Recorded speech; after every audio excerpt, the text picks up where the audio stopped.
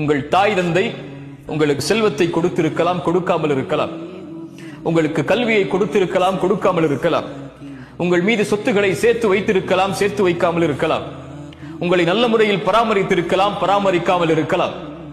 ஆனால் உங்கள் தாய் தந்தைக்கு காலம் முழுவதும் அவர்களுக்கு அருகிலேயே இருந்து அவர்களுக்கு பணிவிடை செய்து செய்து செய்து செய்து நன்றியை நீங்கள் வெளிப்படுத்திக் கொண்டே இருக்க வேண்டும் என்ற ஒரு செயல் உங்களுக்கு இருக்குமானால், எனக்கு இருக்குமானால், என் தாய் தந்தைக்கு நன்றி சொல்வதற்கு லா இலாஹ இல்லல்லாஹ் முஹம்மது ரசூலுல்லாஹ் என்ற ஷஹாதத்தை மொழியக்கூடிய மகனாக மகளாக அல்லாஹ் இவர்களின் மூலமாக நம்மை உருவாக்கியதுதான்.